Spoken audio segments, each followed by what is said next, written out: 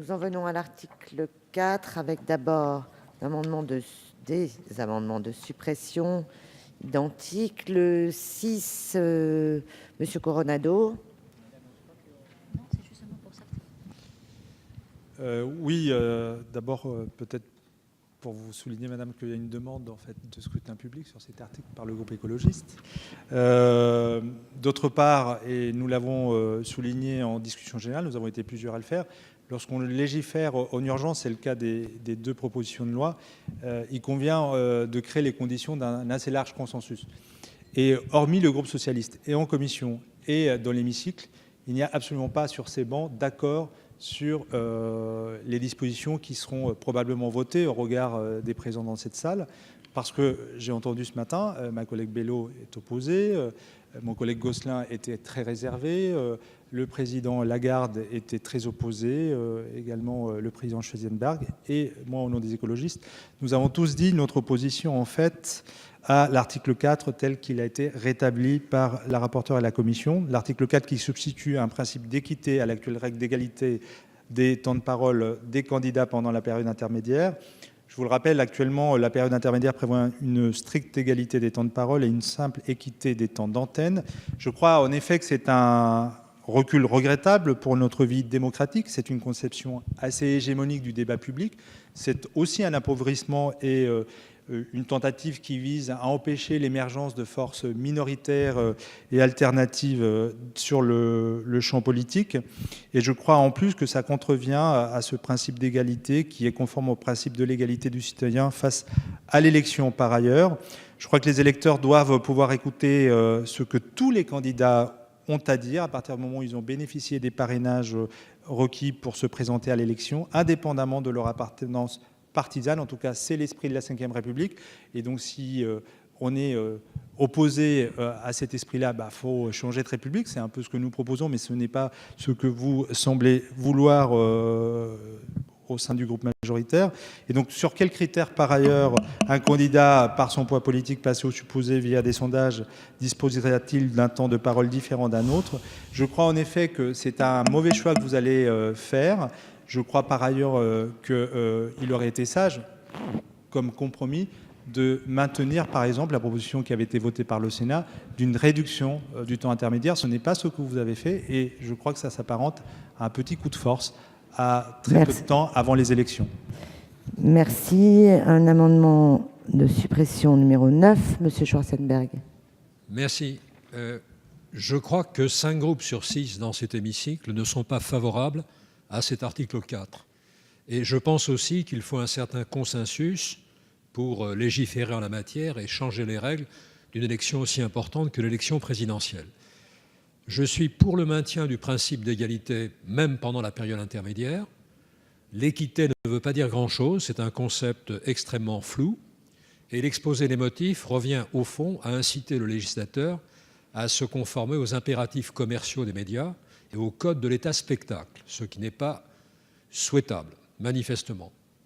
Je ne pense pas que cela vise à renforcer une sorte de duopole des deux principaux partis.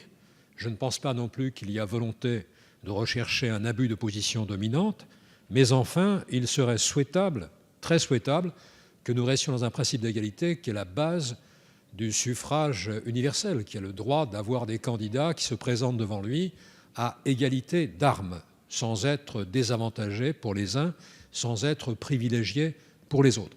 J'ajoute que le Sénat a voté pour la suppression de cet article, qu'il n'est pas composé de parlementaires totalement inconséquents, et que par conséquent, le fait qu'il y ait dans cette Assemblée 5 groupes qui ne soient pas favorables à cet article et que le Sénat, dans sa grande majorité, l'ait également rejeté, doit certainement être 2 éléments qui doivent être considérés. Merci. Monsieur Richard, pour l'amendement 16. Oui, Madame la Présidente. Il y a une jurisprudence permanente en termes d'élection. C'est que quand on tripatouille les règles du jeu, on perd l'élection. Le groupe UDSI, Madame la Présidente, s'oppose avec force à l'article 4 qui met fin à l'actuelle règle de l'égalité des temps de parole durant la période intermédiaire. La période intermédiaire et la campagne officielle sont les seules semaines au cours desquelles une stricte égalité des temps de parole est garantie. Réduire encore cette période est une modification totalement et proprement inacceptable et dangereuse pour notre démocratie, particulièrement dans une période où la vie politique est émouvante. Selon les auteurs de ce texte, cette situation serait source de complications pour les chaînes de radio et de télévision. On peut ainsi, sous ce prétexte, priver des candidats d'une règle qui traite de façon égale l'ensemble des candidats dans leur accès aux médias. Dès le début de la période intermédiaire, la liste des candidats établie par le Conseil constitutionnel a été publiée. Les candidats ne sont donc plus déclarés ou présumés, mais bien des candidats officiels ayant franchi l'obstacle des 500 parrainages. Ils doivent, à ce titre, être en mesure de s'exprimer de façon égale. Je crois, Madame la Présidente, que, et je le dis en toute simplicité et calme, c'est un moment très grave pour notre démocratie. Et quand on exerce les responsabilités, que le Premier ministre et le Président de la République sont impartis, essayer comme ça de changer les règles pour des règles soi-disant d'équité qui seraient somme toute plus favorables au pouvoir en place, je ne sais pas comment on peut appeler ça, mais ça m'inquiète. Amendement 22, Madame Maréchal Le Pen. Oui, je rejoins tout ce qui a été dit, d'autant plus que l'équité étant un concept extrêmement vague, extrêmement flou, il va forcément y avoir des critères sur lesquels le CSA va se baser, qui vont forcément être disqualifiants. Je pense évidemment aux résultats des élections, qui ne sont pas forcément représentatifs, les candidats et les partis ne pouvant pas systématiquement avoir des candidatures partout et sur l'ensemble du territoire, ce qui donc mécaniquement va réduire leur score de façon un peu injuste. Ça peut être également les sondages, et je vous dis ça de façon d'autant plus transparente que, a priori, les sondages au présidentiel nous sont plutôt favorables, donc je pourrais m'en réjouir, mais je trouve ça particulièrement injuste. Et c'est vrai qu'on s'avance là vers la disqualification médiatique des petits partis, des petites candidatures, ou même d'une candidature hors parti, qui, selon ces critères-là, s'il n'a pas existé avant, serait d'office disqualifié de ce calcul. Madame la rapporteure, l'avis de la commission. Je pense que nous abordons un point effectivement important de cette loi et qu'il est difficile d'entendre cette accusation de vouloir museler les petits candidats ou d'atteindre le pluralisme. Je ne crois pas que c'était l'esprit du texte qu'a voulu d'abord faire Jean-Jacques Urvoas et sur lequel je le suis. Il me semble aussi qu'il faut sortir d'une certaine hypocrisie qui voudrait laisser penser que quand on est sur les règles de l'égalité, tous les candidats ont droit au même traitement. Nous avons toutes les élections précédentes constaté que ce n'était pas le cas et que passer 10 minutes à 2 heures du matin ou 10 minutes à 20 heures, c'est pas tout à fait la même chose. Peut-être aurait-il fallu qu'il y ait un consensus, mais le consensus est difficile à trouver même entre vous. Entre vous, il y a certains voudraient revenir à l'égalité. Le Sénat, contrairement à ce qui a été dit, n'a pas demandé le retour à l'égalité sur les 5 semaines, mais seulement qu'on abrège d'une semaine la période intermédiaire. Donc ce n'était pas sur le principe de l'équité, c'était sur le temps qui était consacré. Ensuite, on a l'air de découvrir les critères du CSA comme si c'était des critères qui apparaissaient aujourd'hui pour définir cette période d'équité. La période d'équité préliminaire, elle est sur des règles du CSA qui existent depuis 2006, qui ont d'ailleurs été acceptées par le Conseil d'État lors de précédentes mises en cause et qui sont effectivement basées sur des éléments que l'on pourrait trouver a priori subjectifs, qui sont les résultats, non pas à la dernière élection, mais aux dernières élections, ou l'animation de la campagne. L'animation de la campagne, moi je ne suis pas très sûre que l'exposition médiatique précédente des candidats, très honnêtement, que ce soit M. Schwarzenberg, Mme Marion Maréchal Le Pen ou moi qui nous présentions à l'élection présidentielle, je doute que même étant porteur d'un grand parti, parti, j'ai l'exposition médiatique la plus importante. Donc je crois que tout cela laisse penser que le CSA n'est pas lui-même engagé dans une non-discrimination des candidats, que nous ne pouvons jamais rien toucher, que quand même une campagne électorale, ça se joue aussi, vous parlez d'abstention des candidats comme si c'était l'absence de pluralité. Non, c'est aussi une absence de dynamisme d'une campagne, de l'envie des candidats d'aller voter. Donc l'équité renforcée que nous proposons, une équité renforcée avec des temps de programmation qui sont comparables, avec l'open data, avec la mise de façon hebdomadaire en open data, des temps de parole qui ont été consacrés aux candidats et éventuellement révisables sur les 3 semaines me paraissent des garanties et éventuellement quelque chose à tenter pour répondre quand même non pas au CSA ou à la télévision, mais aussi aux réclamations qui sont faites par quand même des autorités compétentes voilà, qui ont également demandé ce changement. Donc pour toutes ces raisons-là, je serai défavorable. Merci Madame la Ministre, l'avis du gouvernement. Merci Madame la Présidente. Le gouvernement a émis un avis défavorable effectivement également à cet amendement pour une raison simple, c'est qu'il ne s'agit pas d'une proposition du gouvernement en l'espèce, il s'agit d'une proposition qui a été énoncée à plusieurs reprises par le CSA, le Conseil constitutionnel et la Commission nationale de contrôle de la campagne en vue de l'élection présidentielle. Donc le gouvernement ne fait que souscrire à des propositions qui ont été formulées par ces institutions qui ont un rôle qui mérite d'être entendu et une autorité et une parole qui mérite d'être entendue. Le gouvernement l'entend et c'est pour ça que nous sommes sur un avis défavorable. Merci. Mes chers collègues, avant de donner la parole d'abord à Madame Attard, ensuite à Monsieur Dupont-Aignan, à Monsieur Schwarzenberg et à ceux qui la demandent, et à Madame Greff, attendez, je vous note.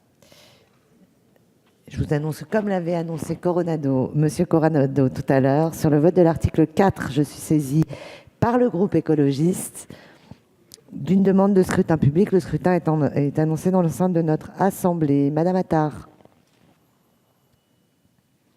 Merci Madame la Présidente. Madame la rapporteure, vous venez de le dire vous-même, nous assistons déjà à une sorte d'hypocrisie lorsque l'on considère l'égalité du temps de parole au moment des jours qui précèdent l'élection. Imaginez donc ce que cela va donner lorsque nous aurons le terme d'équité. Donc là, on ne va plus passer à l'hypocrisie avec un minimum de respect de cette égalité de temps de parole, mais alors là, ce sera, je ne sais pas en fonction de quoi, de quel sondage, de quelle pression. Alors, peut-être que ça dérange le CSA, peut-être que ça dérange les rédactions de presse, de respecter l'égalité.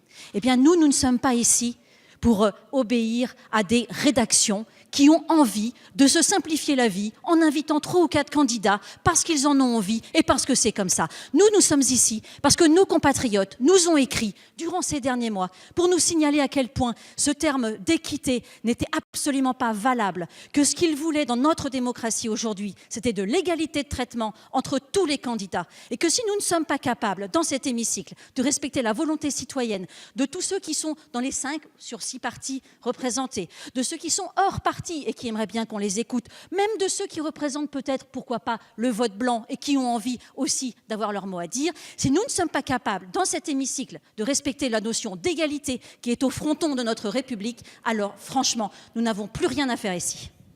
Monsieur Dupont-Aignan. Madame la Présidente, Madame le Ministre, 5 semaines sur 260 semaines pendant le quinquennat, c'est insupportable pour vous. C'est insupportable pour certaines rédactions, pour un parti politique, le Parti socialiste, qui devrait avoir honte aujourd'hui. C'est insupportable d'avoir l'égalité du temps de parole. Mais où vit-on? Est-ce que vous réalisez ce qui se passe dans notre pays?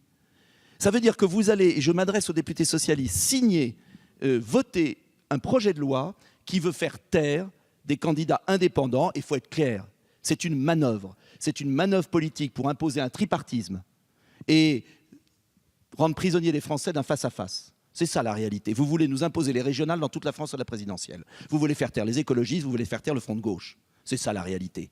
Alors, c'est un peu facile de prendre des faux arguments, d'être d'une hypocrisie et d'une lâcheté sans nom. L'équité, Remarquez, vous la mettez en place en matière sociale. Vous avez abandonné l'égalité, alors vous pouvez aller jusqu'au bout, aussi en matière démocratique. Ça veut dire que vous êtes bien fatigué pour oser supprimer l'égalité du temps de parole. Et bien, vraiment, je suis scandalisé de ce qui se passe aujourd'hui. Et beaucoup de Français sont scandalisés quand on voit les centaines de milliers de mails qui ont été envoyés partout. Vous n'imaginez pas l'impact de cette mesure. Quelle hypocrisie! Alors je voudrais revenir sur la fameuse équité, parce que justement, on a l'expérience avec les autres élections et on sait comment ça se passe. L'équité, c'est un terme flou. Personne ne peut l'interpréter. Et en vérité, l'équité sert un duo terrible, qui est le duo des instituts de sondage et des rédactions, et qui font ensemble l'opinion. Et on a vu aux élections régionales, et je peux en parler de manière très claire, comment, à partir de sondages assez vaseux, qui se sont révélés totalement faux, les rédactions n'ont invité que certaines personnalités, et comment ils ont fait le deuxième tour avant le premier tour. Et en fait, c'est la suppression du premier tour qui est en jeu dans ce dispositif très pernicieux que vous voulez mettre en place. Vous voulez, au moment où l'opinion se cristallise, c'est-à-dire dans ces 3 semaines, avant les 2 semaines de définitive, vous voulez en fait étouffer tout courant intermédiaire, vous voulez enfermer les Français dans le tripartisme, vous croyez ainsi vous sauver, vous allez au contraire vous tuer. Et je voudrais vraiment dire que confier au CSA, qui n'est pas susceptible d'appel, qui est une instance qui n'est pas faite pour ça, l'arbitrage de la publicité, de la présence médiatique des candidats à la présidentielle, ça veut dire que vous faites du CSA vraiment l'arbitre de la présidentielle. C'est anticonstitutionnel. Et je suis convaincu que votre projet de loi est anticonstitutionnel et j'espère qu'il y aura 60 parlementaires, même si c'est une loi organique de toute façon qui sera examinée. De manière générale, et je finis, Madame la Présidente, pardonnez-moi sur un sujet aussi grave. Mais là, je suis en train de ne pas garantir du tout l'égalité de traitement entre les députés. Je le sais. Une dernière fois avant la fin. Vous allez dévaloriser l'élection présidentielle. Vous allez détourner les Français de l'élection présidentielle qui vont en être lassés. Vous avez une responsabilité immense et je ne comprends pas comment des députés peuvent voter une telle disposition.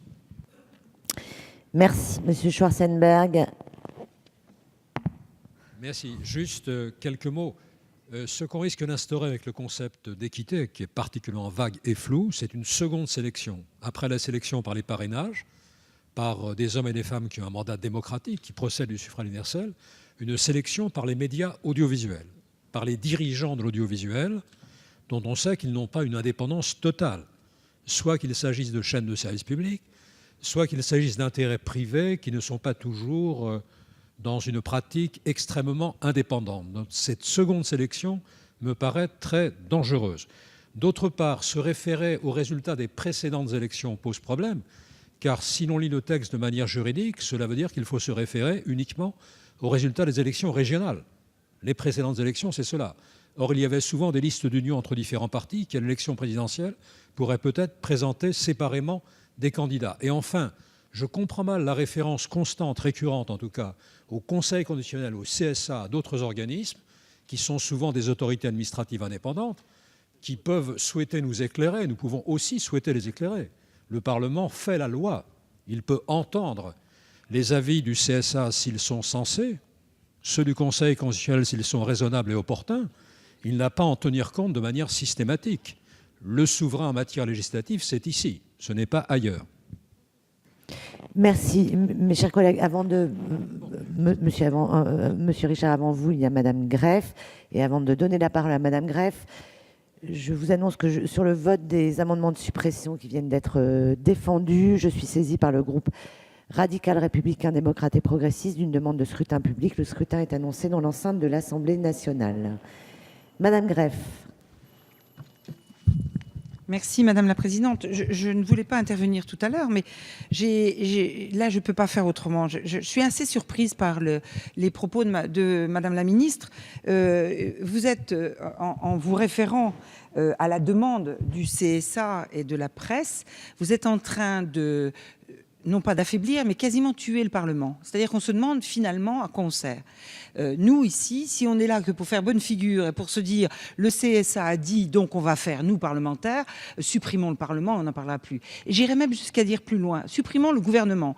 Parce que si le gouvernement est obligé de répondre au CSA de telle manière, vous êtes en train de montrer une fois de plus, Madame la Ministre, la faiblesse de ce gouvernement qui n'a pas comme avenir l'avenir de la France, mais son propre avenir, c'est-à-dire son avenir politique. Je suis vraiment profondément déçue et interpelle quand même mes collègues socialistes, ne vous laissez pas entraîner dans cette descente aux enfers vers lequel le gouvernement veut vous amener aujourd'hui. Franchement, se référer auprès du CSA, c'est vraiment, non, c'est pas votre rôle, Madame la Ministre. Monsieur Richard.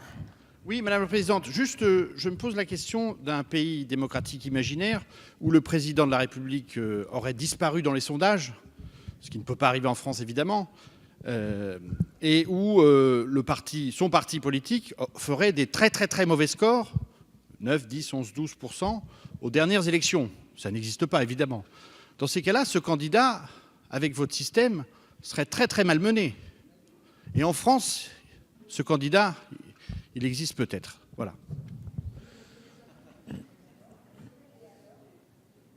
Merci.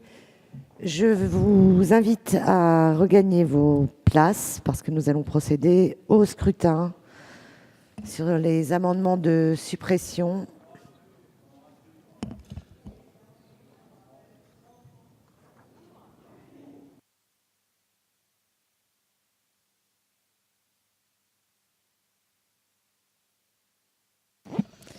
Donc nous allons patienter un tout petit peu puisque la demande du groupe radical républicain est arrivée tardivement. Radical républicain démocrate et progressiste est arrivé tardivement et donc il faut 5 minutes entre l'annonce d'un scrutin et le scrutin effectif.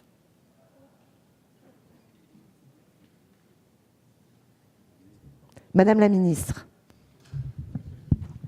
Oui, merci Madame la Présidente. Je voulais absolument répondre à Madame Greff parce que j'ai trouvé son intervention extrêmement étrange. Étrange parce que, encore une fois, nous sommes, Madame la députée, sur une proposition de loi d'origine parlementaire. Donc c'est une initiative parlementaire que ce texte. Et donc c'est une initiative parlementaire. J'ai répondu à un amendement et j'ai fondé ma position qui était défavorable en disant que je posais cette position sur cet amendement au regard, effectivement, je pense qu'on peut se référer sans honte à des institutions de la République pour autant. Et ça n'est pas mépriser le Parlement. Le temps que nous passons et que nous devons passer, et c'est notre devoir, et c'est notre mission d'être devant le Parlement pour discuter avec les parlementaires et notamment de textes qui ont été portés par les députés qui sont défendus, je pense, montre qu'il n'y a pas le mépris du Parlement dont vous faites état. Et je me porte en faux dans ce que vous venez de dire.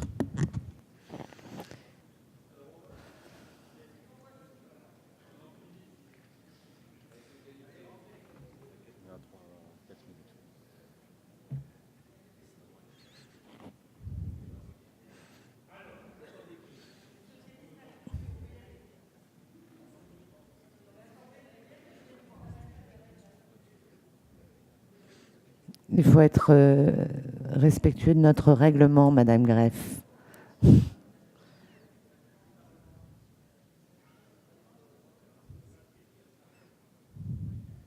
Notre règlement n'ayant pas prévu de délai de dépôt de demande de scrutin public, parfois il y a des scrutins publics dont la demande arrive extraordinairement tardivement par rapport à la discussion engagée. Mais voilà.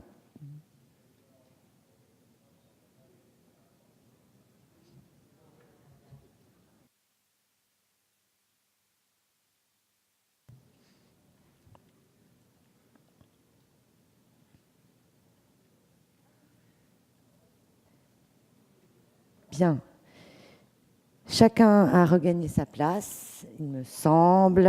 Nous allons procéder au scrutin. Le scrutin sur les amendements de suppression qui ont reçu un avis défavorable de la Commission et du gouvernement. Le scrutin est ouvert. Le scrutin est clos. Votant 23 pour 7 contre 13. L'Assemblée nationale n'a pas adopté ces amendements de suppression de l'article. Nous en venons donc à l'examen des amendements avec un amendement 18, Monsieur Richard.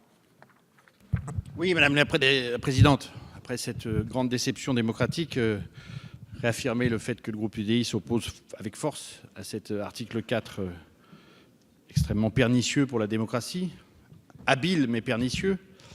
Cette période intermédiaire et la campagne officielle sont vraiment les seules semaines au cours desquelles il y aurait une stricte égalité, si nous restions dans le droit constant.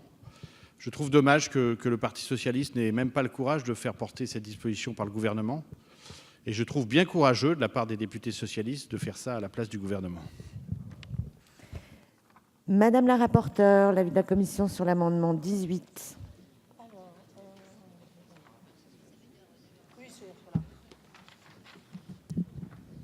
C'est défavorable, c'est le même sujet. Nous pourrions reprendre la discussion indéfiniment. Voilà, moi je crois à l'équité renforcée et je souhaite qu'on fasse un bilan à la fin des élections présidentielles et peut-être j'ai fait changer d'avis. Madame la ministre, l'avis du gouvernement, même avis. Même avis, Madame la Présidente. Je mets aux voix l'amendement 18 qui a reçu un avis défavorable de la commission et du gouvernement qui est pour, qui est contre. Il n'est pas adopté. L'amendement 19, Monsieur Richard, il est défendu. Oui, Madame la Présidente. Selon toujours cet article, donc le CSA devrait, dans l'exercice de sa mission de contrôle, tenir compte de la représentativité des candidats, appréciée en particulier en fonction des résultats obtenus aux plus récentes élections par les candidats ou les formations politiques qui les soutiennent. Donc ça, c'est un grand risque pour tous les partis, en particulier ceux qui proposent cette proposition de loi, et en fonction des indications d'enquête d'opinion. Pareil, ça vaut même argument, même réaction. La référence aux plus récentes élections s'apparente à un système de corsetage propre à vicier le mécanisme démocratique dont vous pourriez d'ailleurs faire les frais. Prendre ainsi en compte les plus récentes élections, en l'espèce les élections régionales, mais peut-être les dernières partielles, pourquoi pas, peut inciter les formations à présenter des candidatures pour obtenir un temps de parole à l'élection suivante. Le fait de constituer une coalition devrait être pénalisant du point de vue de l'accès aux médias. Nous sommes à l'UDI bien placés pour parler de cette problématique réelle cette fois-ci. Ce mode de calcul encouragerait la sissiparité des listes. Pour ces raisons, nous proposons, Madame la Présidente, de supprimer le premier critère. Madame la rapporteure, l'avis de la commission.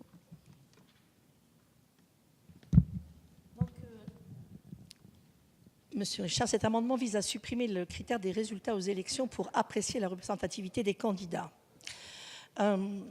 Vous estimez que cela pourrait avoir pour conséquence de favoriser les formations majoritaires au détriment du nécessaire renouvellement du paysage politique. Mais ce critère est d'ores et déjà utilisé par le CSA pour définir le traitement des candidats ou des formations politiques dans les médias, notamment dans la période préliminaire. Mais ce critère fait également référence aux plus récentes élections au pluriel. Dès lors, si le candidat ou le parti ne s'est pas présenté aux élections immédiatement précédentes, je pense que le CSA saura se reporter aux élections antérieures. En plus, on observe que M. Lagarde a déposé un amendement numéro 20 qui vise à supprimer un autre critère permettant de définir le traitement équitable.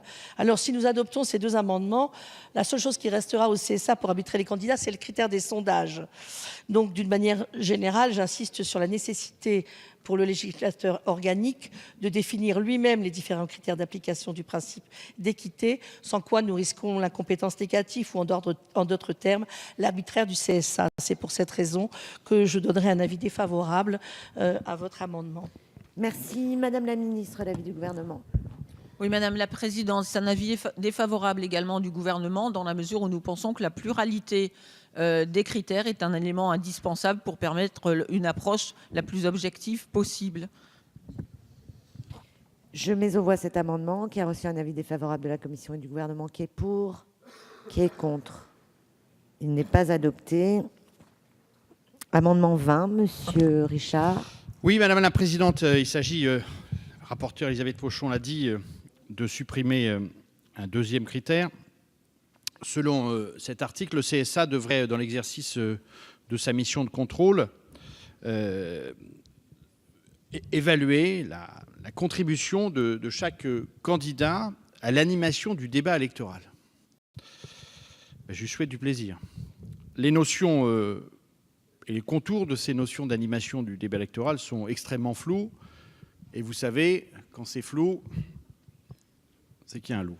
Donc comment peut-on vraiment confier au CSA la responsabilité de décider si tel ou tel candidat contribue suffisamment à l'animation du débat électoral pour lui attribuer du temps de parole en conséquence? Et donc la question qu'on se pose tous, c'est, mais c'est un choix politique que vous faites, de faire du CSA le censeur des idées des candidats. Et donc nous souhaitons, Madame la rapporteure Elisabeth Pochon, supprimer ce second critère. Madame la rapporteure, l'avis de la commission. Donc je ne vais pas reprendre l'argumentation que j'avais déjà présentée, mais juste vous dire que vous devriez plutôt trouver favorablement que l'appréciation de l'engagement dans la campagne ou le dynamisme de la campagne peut effectivement plutôt apporter des éléments appréciables pour le CSA, très en dehors de chiffres, de sondages, mais simplement sur effectivement une campagne liée au talent de certains candidats. Et nous savons tous que certains candidats qui font peu de résultats sont des candidats hautement médiatiques. L'avis est défavorable. Merci. Madame la ministre. Avis défavorable.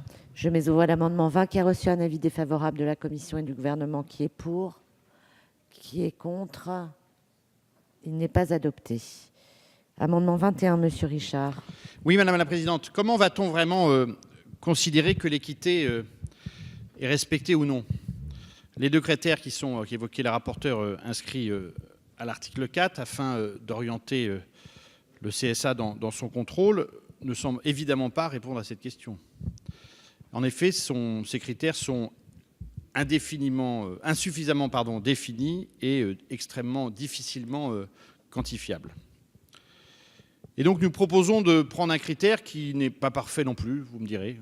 Je peux comprendre que des élus de cet hémicycle ne le comprennent pas et ne l'acceptent pas, mais il vaut ce qu'il vaut.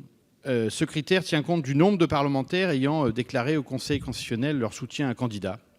Cela permettrait d'une part de tenir compte d'une représentation objective dans la vie politique française, puisqu'il serait le fruit d'un scrutin, et d'autre part de ne pas s'en tenir aux résultats de l'élection législative précédente. Voilà. Merci. Madame la rapporteure, l'avis de la Commission. Nous avions déjà examiné cette proposition de troisième critère et l'avis avait été défavorable. Il le reste. Madame la ministre. Même avis. Je mets aux voix l'amendement 21. Vous voulez reprendre la parole, Monsieur Richard? Vous le maintenez quand même. Je le mets aux voix. Il a reçu un avis défavorable de la Commission et du Gouvernement. Qui est pour? Qui est contre? Il n'est pas adopté. Je vais vous demander, mes chers collègues, de rejoindre vos places, puisque j'avais annoncé un scrutin public sur l'article 4.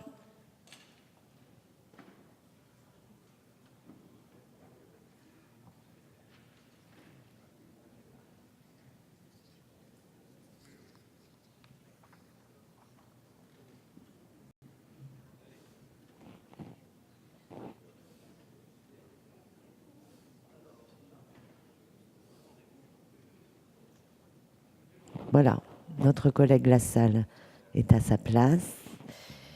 Nous allons donc procéder au scrutin. Je mets aux voix l'article 4. Le scrutin est ouvert.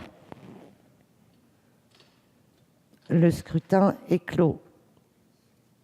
Voici le résultat du scrutin. Votant 20 pour 11 contre 7.